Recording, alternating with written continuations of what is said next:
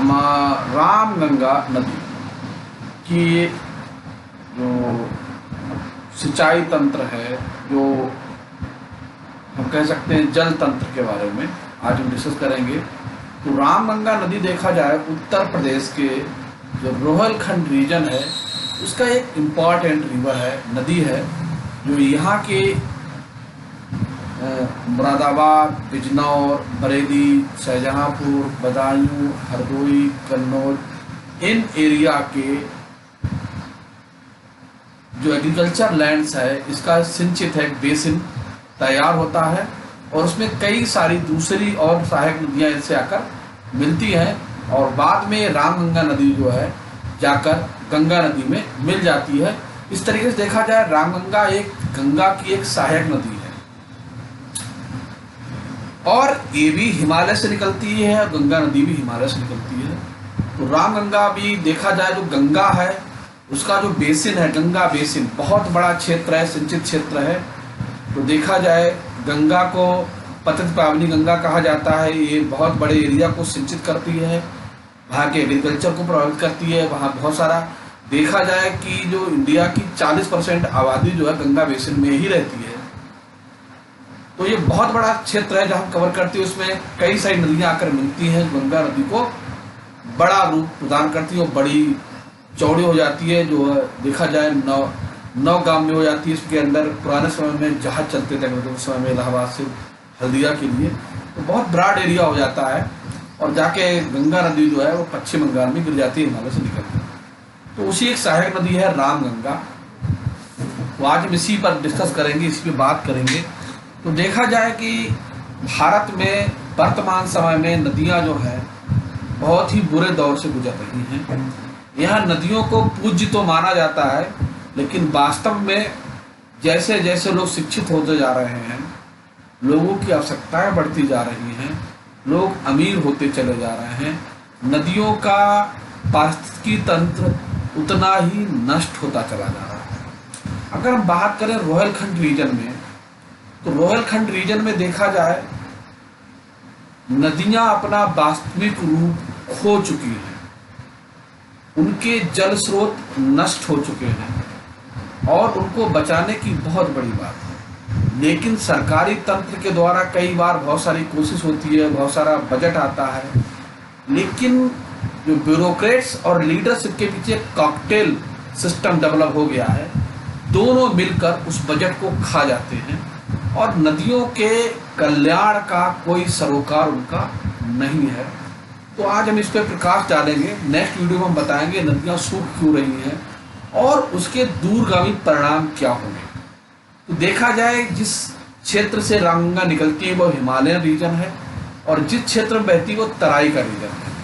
तो देखा जाए इसे गोल्ड कहा जाता है। यहाँ पर बहुत फर्टाइल लैंड रहती है, काफ़ी सारी जनसंख्या रहती है, पूरा रोहलखंड रीजन है, एक हरा भरा ग्रीन एरिया है और तलहटी में बसा हुआ हिमालय की है। लेकिन गर्मियों के समय में अधिकांश शहरों में आज की समय में भी पानी की बहुत बड़ी समस्या है। तो नदियाँ देखा जाए कि जल तंत्र है जो भूमि जल को सिंचित करने का काम भी करती हैं और जल तंत्र विकसित करती है। इससे बहुत सारी नहरें निकलती हैं, तालाब भरते हैं और सिंचाई के और दूसरे सिस्टम डेवलप होते हैं और उनसे हम पानी पीते हैं, एग्रीकल्चर में दूसरे कामों में इनका यूज करते हैं। तो देखा जाए कि नदियां बांधों के बनने के कारण धीरे धीरे क्या अस्तित्व खो चुकी है, बहाव खत्म हो चुका है और उनका नेचुरल प्रभाव बचा ही नहीं है। तो आज हम इसी पे बात करेंगे कि रामगंगा नदी क्या है, गंगा का महत्व क्या है रामगंगा नदी का। रामगंगा नदी बहुत ही पौराणिक नदी है। रामगंगा नदी जिसका पौराणिक ग्रंथों में रथ वाहिनी के नाम से उल्लेख है, इसके रहस्य व महत्व को सारगर्भित पाए जाते हैं। इनमें से एक तथ्य मानस खंड, एक हमारा ग्रंथ है, मानस खंड के उल्लेखानुसार इसमें वर्णन किया गया है कि इसकी उत्पत्ति द्रोणगिरी यानी कि दूनागिरी के दो श्रृंगों ब्रह्म पर्वत और लोध्र पर्वत यानी कि भटकोट के मध्य से रामगंगा का उद्गम है, वहां से गंगा निकलती रामगंगा। इनकी पौराणिक मान्यताओं के अनुसार ये लोथ पर्वत यानी भटकोट शिखर जो है जमदाग्नि ऋषि परशुराम की तपोभूमि रही है।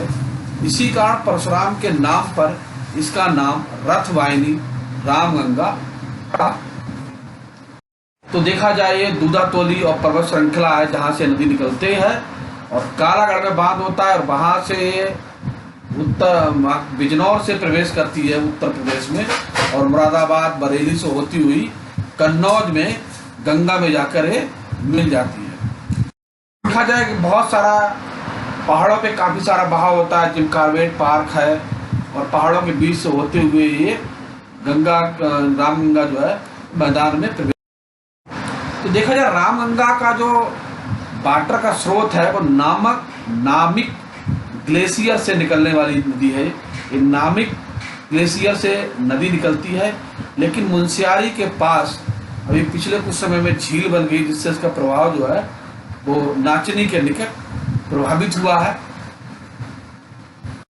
देखा जाए रामगंगा का एक बेसिन है किस तरीके से आके ये नेपाल से के पास से ओरिजिनेट होती है, इंडिया में ही उत्तराखंड से निकलती है और गंगा में कन्नौज पास जाके मिलती है। जो बेसिन जो है इस मैप में दर्शाया गया है हमारा। रामगंगा नदी भारत की एक प्रमुख पवित्र नदियों में से एक है। स्कंद पुराण के मानस खंड में इसका उल्लेख रथवाहिनी के नाम से हुआ है। उत्तराखंड के हिमालय पर्वत श्रृंखलाओं के कुमायूं मंडल के अंतर्गत अल्मोड़ा जिले के दूनागिरी, पौराणिक नाम इसका द्रोणगिरी है, कि विभिन्न प्राकृतिक जल स्रोतों से मिलकर कई गधेरों को कहा जाता है। छोटे छोटे जल या जो झरने जहाँ से निकल के आखिर में मिलते हैं तो उन्हें गधेरा कहते हैं। लघु सरताव के रूप में तड़ागा ताल पहुँचते हैं। इस झील का कोई मुहाना नहीं है। चंद कदमों की दूरी को उपरांत स्वच्छ श्वेत धवल सी भूगर्भ से निकलती है और इसी अस्तित्व में प्रकट होकर रामगंगा नाम से पुकारी जाती है। दूसरी ओर गढ़वाल मंडल के चमोली के अंतर्गत ग्वालदम तथा दूधातोली के मध्यवर्ती क्षेत्र के कई गधेरों के ताल नामक गांव के समीप मिलने पर रामगंगा कहलाती है। यही से रामगंगा का उद्गम होता है। तो देखा जाए गढ़वाल और कुमायूं की कई जलधाराओं से मिलकर रामगंगा का उद्गम वह रामगंगा है। और इस मैप में हम देख सकते हैं कि पूरा जो है हमारे रामगंगा का बेसिन क्षेत्र है, इसमें बहुत सारी और छोटी छोटी नदियां आकर मिली हैं। रामगंगा प्रभाव, तो रामगंगा नदी का उद्गम उत्तराखंड के राज्य पौड़ी गढ़वाल में दूधातोली पहाड़ी के निकट दक्षिण ढलानों से होता है। नदी का स्रोत जिसे दिवाली खाल कहा जाता है, गैर शरण में 30 अक्षांश 5 मिनट और 79 अक्षांश 18 देशांतर पर स्थित है। नदी गैर शरण नगर के बगल से होकर बहती है, हालांकि नगर इससे काफी ऊंचाई पर स्थित है। ये चौखटिया तहसील में गहरी सकरी घाटी के द्वारा कुमायूं के अल्मोड़ा में प्रवेश करती है और वहां से उभरते हुए दक्षिण पश्चिम की ओर मुड़ती है और लोहा बागड़ी की दक्षिण पूर्व सीमा के चारों ओर व्यापक रूप से घूमते हुए तड़ागा ताल को प्राप्त करती है। इसके बाद उस नदी में आगे बढ़ती है और घनाई पहुंचती है। इसमें दूनागिरी से निकलने वाली खरोगाड़ बाईं ओर से और पड़ना खाल से आई खेतार सारगाड़ आके मिलती है। यानी कि यहाँ पर कई सारी नदियाँ जो छोटी छोटी नदियाँ इसमें आके मिलती हैं जो इसके प्रवाह को तेज हैं। और इसके बाद ये नदी गंगा जो रामगंगा रिवर है ये जाकर हमारी जिम कार्बेट वाले एरिया प्रवेश करती है, जहाँ ये पानी का मुख्य स्रोत है। जानवर इस पानी को पीते हैं और वहाँ की खूबसूरती को बढ़ा। गनाई से निकलकर तल देवाड़ क्षेत्र की ओर बहती है, जहाँ नदी के किनारे आसपास समृद्ध भूमि के खुली घाटी है। वहाँ बड़े बड़ा खेती नदी के जल सिंचित होता है। मासी के बाद घाटी कुछ हद तक सिकुड़ती है, लेकिन अभी भी वृद्ध केदार मंदिर तक उपजाऊ मैदान मिलते हैं। इसमें चौकोट से निकली बिनोद नदी आकर मिलती है वृद्ध के साथ मंदिर के पास में, और इस बिंदु से नदी का बहाव दक्षिण दिशा की ओर हो जाता है। इनके दोनों ओर उपजाऊ मिट्टी के ढेर, चट्टानों से भरे खड़े पहाड़ दिखाई देने लगते हैं। माची से 11 मील आगे भिकिया साइड पहुंचते हैं, जहां से पूर्व की ओर गगास और दक्षिण से ओर नैरार गाड़ आकर मिलते हैं। यहाँ घाटी एक बार फिर से चौड़ी हो जाती है लेकिन सिंचाई अभी भी मुख्यतः मामूली धाराओं से होती है। भिकिया साइड से नदी पश्चिम की ओर तीव्र लेती है और साल्ट से नेल और गढ़वाल से देवगाड़ का पानी प्राप्त करती है। तो मारचूला पुल के पास से कुछ दूर यह अल्मोड़ा पौड़ी गढ़वाल जिलों की सीमा बनाती है। इसके बाद ये भाबर में प्रवेश करती है और पतली दून से पश्चिम की ओर बहते हुए जिम कार्बेट में प्रवेश करती है। तो देखा जाए जो रामगंगा नदी है वो पहाड़ों के अंदर बहुत बड़ा रास्ता तैयार करती है और ये देखा जाए गढ़वाल और कुमायूं रीजन का एक डिवाइडिंग रिवर भी है जो दोनों को डिवाइड करती है। ये रामगंगा नदी है जो नदी की सहायक नदी रामगंगा, तो गंगा नदी का प्रभाव हम देख सकते हैं और इसमें रामगंगा भी आकर मिल जाती है। तो देखा जाए गंगा नदी के बेसिन का निर्माण में भी ये हेल्पफुल करती है। और देखा जाए रामगंगा जो है उत्तराखंड के बाद मुरादाबाद में इंटर करती है, मुरादाबाद के बाद रामपुर में आती है, रामपुर के बाद बरेली के मीरगंज के पास इंटर करती है और उसके बाद ये शाहजहांपुर डिस्ट्रिक्ट में जलालाबाद के पास इंटर कर। देखें मैप में किस तरीके से एंट्री पॉइंट दिखाए गए हैं। शाहजहांपुर में जैतीपुर के पास से आसपास करती है और खुदौरी खंडर और यहाँ से अलीगंज के पास से फिर फर्रुखाबाद और हरदोई डिस्ट्रिक्ट में प्रवेश करती है। रामगंगा जो पहले से बड़ी नदी बन चुकी उत्तर प्रदेश राज्य के बिजनौर जिले में स्थित कालागढ़ में मैदानों में प्रवेश करती है, जहाँ सिंचाई और पनबिजली उत्पादन के उद्देश्य से नदी पर एक बांध का निर्माण किया गया है। तो देखा जाए कालागढ़ बांध जो है बड़ा इंपॉर्टेंट बांध है, जहाँ से नदी जो है प्लेन में यानी उत्तर प्रदेश में प्रवेश करती पहाड़ों से निकलकर। यहाँ से लगभग 15 मील आगे खगोह से इसका संगम होता है और फिर मुरादाबाद जिलों में प्रवेश करती है, जहाँ की जलोढ़ तराई भूमि पर दक्षिण पूर्व दिशा में बहुत तेजी से बहाव के साथ बहती है और मुरादाबाद नगर से होकर बहती है, जिसके दाहिने किनारे पर स्थित है और रामपुर जिले की ओर बढ़ती है, जहाँ चमरौल के पास इसका संगम कोसी नदी से होता है। तो देखा जाए कोसी नदी भी अल्मोड़ा के पास से निकली है। रामपुर में यह मुरादाबाद की ओर उसी दिशा में बहती तेज बहाव के साथ बहती है, साथ पार कर बरेली जिले में पहुंच जाती है। तो यहाँ से देख सकते हैं कि मुरादाबाद बरेली से बहती हुई आती है ये नदी। बरेली जिले में रामगंगा पश्चिम को प्रवेश करती है और दक्षिण पूर्व की ओर बढ़ती है।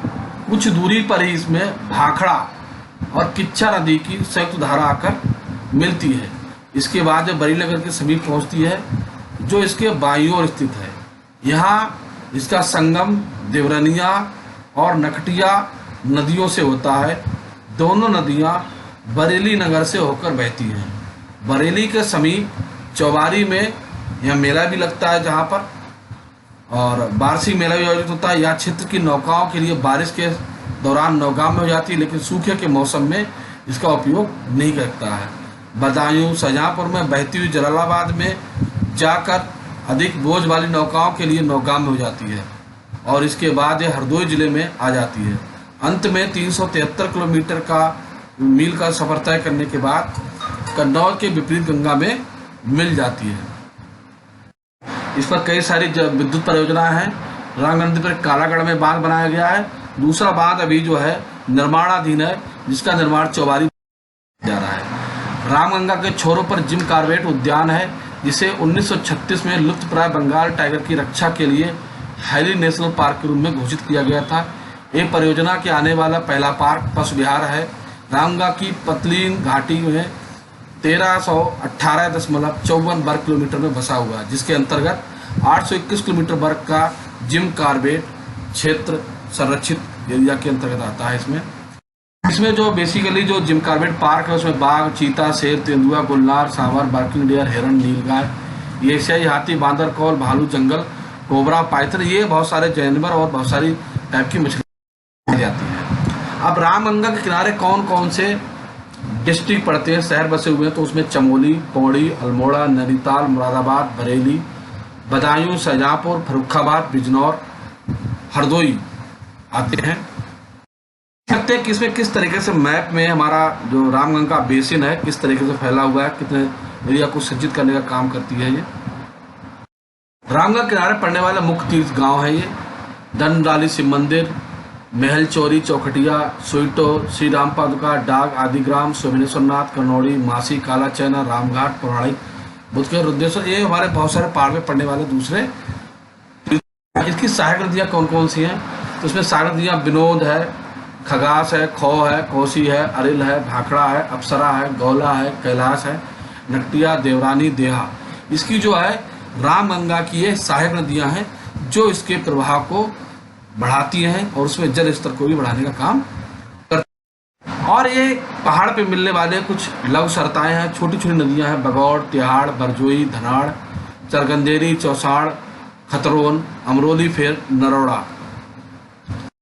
देखा जाए तो रामगंगा है वो 154 किलोमीटर की यात्रा पहाड़ों के अंदर पूरा करके कालागढ़ के निकट बिजनौर जिले में उतरती है और 24 किलोमीटर मैदानी भागों में यात्रा करने के उपरांत एक खगोर नदी पर आकर मिलती है। अंतर रामगंगा की नदी जो है 610 किलोमीटर पहाड़ी तथा मैदानी यात्रा करने के पश्चात गंगा नदी की सहायक नदियों के रूप में गंगा नदी में मिल जाती है। और यहाँ पर देखा जाए गंगा नदी, रामगंगा का अस्तित्व समाप्त हो जाता है, गंगा में विलय हो जाती है। जो वीडियो आपके लिए यूजफुल होगा एग्जाम के पर्पज से भी, और एरिया क्षेत्र जो रामगंगा के बारे में है उसके क्षेत्र के